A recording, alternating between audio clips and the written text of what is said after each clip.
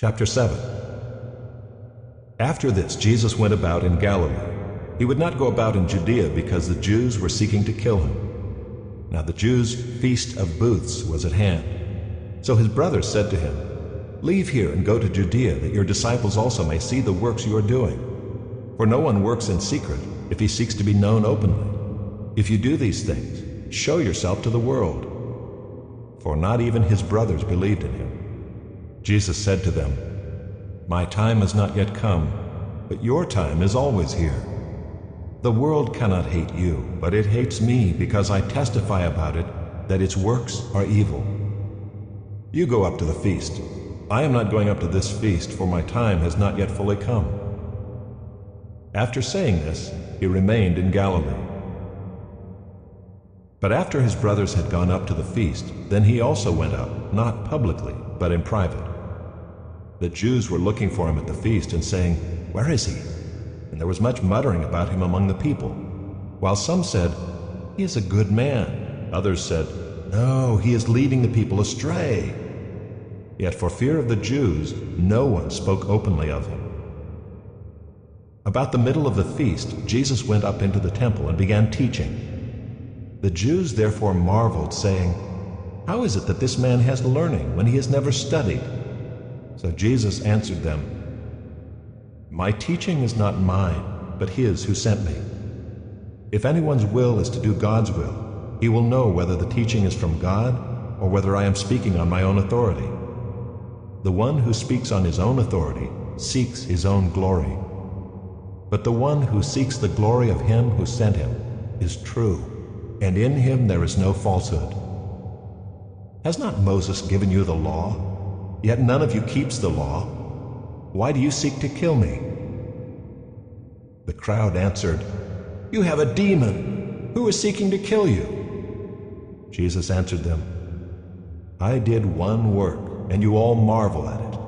Moses gave you circumcision, not that it is from Moses, but from the fathers, and you circumcise a man on the Sabbath. If on the Sabbath a man receives circumcision, so that the law of Moses may not be broken, are you angry with me because on the Sabbath I made a man's whole body well? Do not judge by appearances, but judge with right judgment." Some of the people of Jerusalem therefore said, "Is not this the man whom they seek to kill? And here he is, speaking openly, and they say nothing to him. Can it be that the authorities really know that this is the Christ? But we know where this man comes from, and when the Christ appears, no one will know where he comes from." So Jesus proclaimed, as he taught in the temple, "You know me, and you know where I come from. But I have not come of my own accord.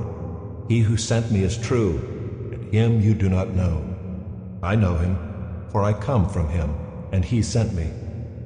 So they were seeking to arrest him, but no one laid a hand on him, because his hour had not yet come.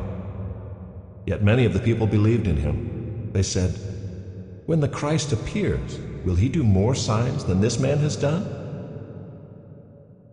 The Pharisees heard the crowd muttering these things about him, and the chief priests and Pharisees sent officers to arrest him. Jesus then said, "I will be with you a little longer, and then I am going to him who sent me. You will seek me, and you will not find me. Where I am, you cannot come." The Jews said to one another, "Where does this man intend to go that we will not find him? Does he intend to go to the dispersion among the Greeks and teach the Greeks? What does he mean by saying, 'You will seek me and you will not find me,' and 'Where I am you cannot come'?" On the last day of the feast, the great day, Jesus stood up and cried out, "If anyone thirsts, let him come to me and drink. Whoever believes in me, as the scripture has said, out of his heart will flow rivers of living water." Now this he said about the Spirit, whom those who believed in him were to receive. For as yet the Spirit had not been given, because Jesus was not yet glorified. When they heard these words, some of the people said, "This really is the prophet." Others said, "This is the Christ." But some said, "Is the Christ to come from Galilee? Has not the scripture said that the Christ comes from the offspring of David and comes from Bethlehem, the village where David was?" So there was a division among the people over him. Some of them wanted to arrest him, but no one laid hands on him.